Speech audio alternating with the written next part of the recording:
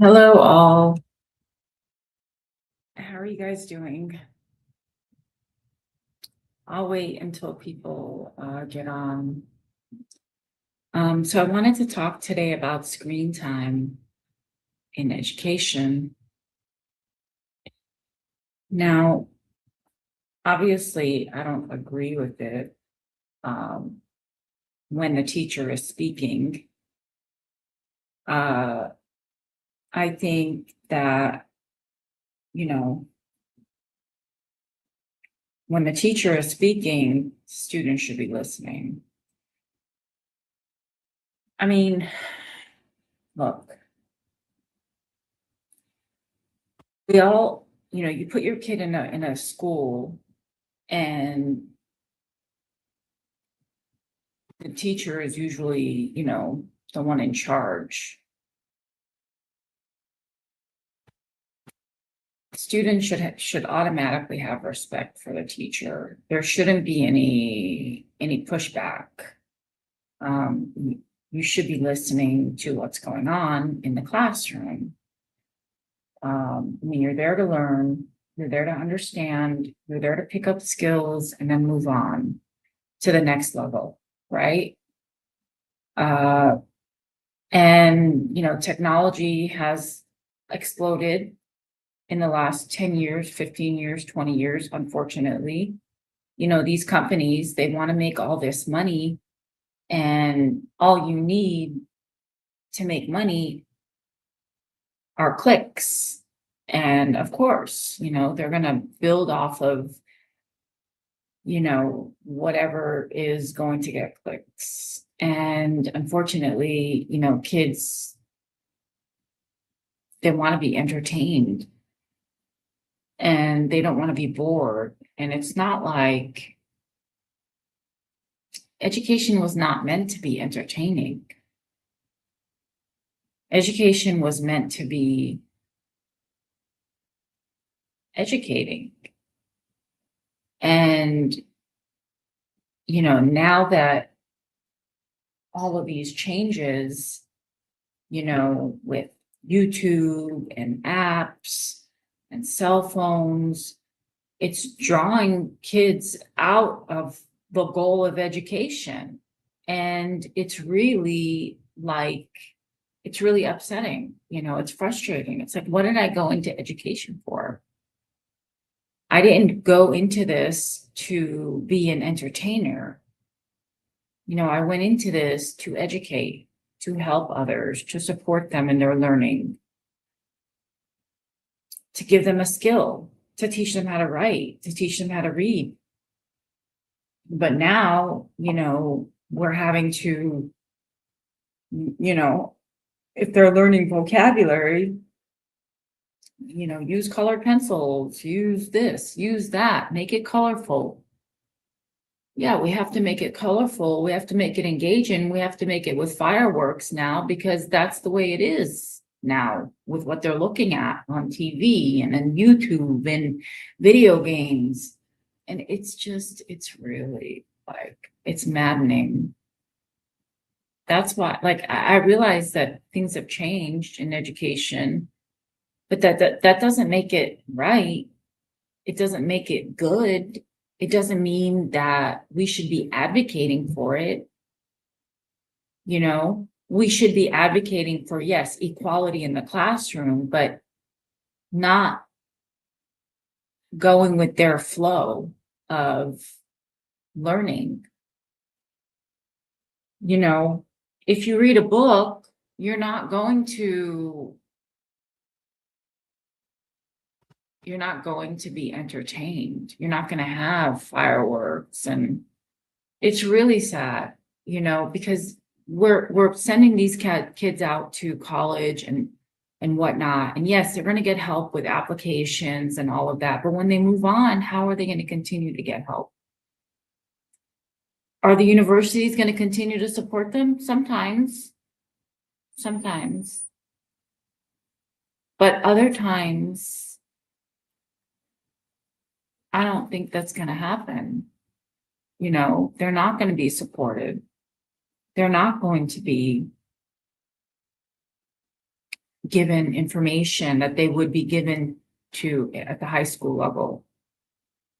So my thing is, screen time. What's happening there? So I wanted to share this article with you and give my commentary on it.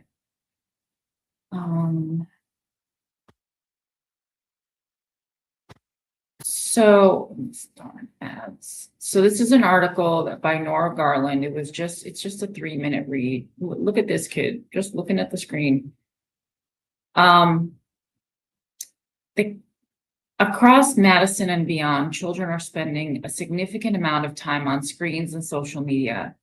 While there are some benefits of devices, such as certain educational platforms, local families are expressing growing concerns about the harm of too much screen time and social media.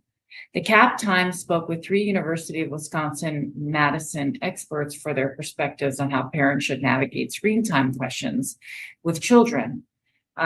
B. Bradford Brown, a professor of human development in the Department of Educational Psychology, studies adolescent peer relationships and youth social media use.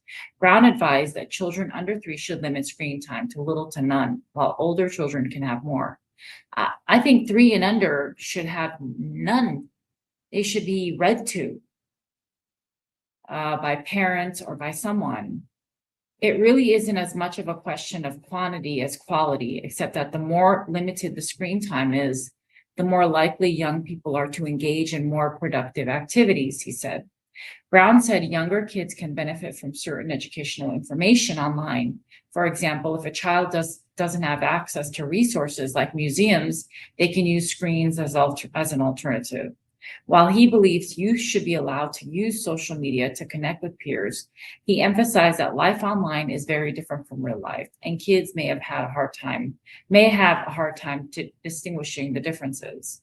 There are some potential bad effects that are not that much different as well, because if we're constantly viewing other individuals' projection of themselves and not recognizing that those are highly selective, stylized projections, he said, kids need to be careful on their usage of social media and their presentation online, Brown said. Parents should set boundaries for their kids' device use, though we stress that media usage is complicated and there isn't a simple solution.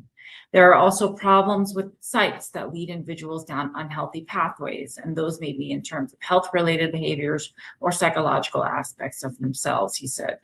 Individuals can really get trapped in ways that just are psychologically or physically unhealthy for themselves.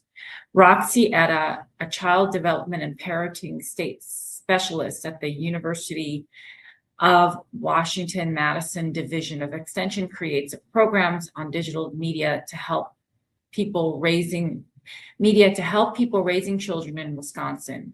She recommends higher quality content for children and less than 1 hour of screen time per day for babies.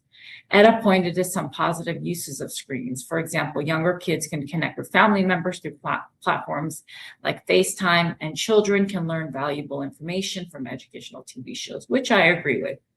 The American Academy of Pediatrics sort of changed their recommendation to steer away from specific hours per day because that has just proved to be really tricky for parents to stick to, Etta said. Etta thinks kids should know screens are not all bad, but they should recognize when things may not be right for them. She said parents' media use is influential for their kids since they are role models. Etta urged parents to be cautious about letting digital media take over kids' and teens' lives. Too much digital media can interfere with essential needs of children, including sleep, being outside, playing, and physical activity. It could potentially cause language learning delays, she added. For older kids, Etta said social media and screens can be a great connector. However, it can make them feel bad about their body image and show them scary or violent images. The platform could prompt feelings of depression, anxiety, or loneliness. I think that sometimes kids and tweens or teens that are struggling with something unrelated to social media, it cannot be helped, and it can actually be worsened by social media, she said. Rose Dalke, an assistant professor in UW-Madison School of Journalism and Mass Communication, studies how people use technology and how it affects their lives and well-being. Delkey stressed the importance of parents having a conversation with their children about the benefits and drawbacks of their devices. Some children might find communities online that are positive for them, which I agree with. I remember one person I remember, she wanted support with a group, and she was able to join the group, and it was great for her. He said, though he noted too much screen time could be harmful to in-person relationships, there are some concerns that people become addicted to their smartphones and devices. Addiction to social media is one reason why mental health may be worsening in some children. So Delphi says kids need to be cautious, but that concern comes with an important caveat. What's most important, he said, is really reflecting on what makes you feel good and what makes you feel bad, or what's good for you and what's bad for you. So, yeah, I mean, it's just, I'm starting to learn sort of, for example, true crime. I'm steering away from true crime because it's really not good for me. Like all the things that are happening, to people, and I really don't want to know. I really don't, because it's making me high anxiety. And it's making me, not want to even go out. Like if this stuff can happen in the middle of anywhere, well, why should I put myself in harm's way? They say all bad things happen after midnight or whatever. I never stay out after 11 unless it's in a safe area. But I never do. I never drive. I never drive after 10 p.m., after 9 p.m., unless it's from work. But even then, like I make sure I'm out of my work at the latest 7:30, because that's just the way I'm doing things until I leave my district. And so, it's a whole thing. And so I don't know, what are you guys' thoughts? So what are your thoughts on all of this?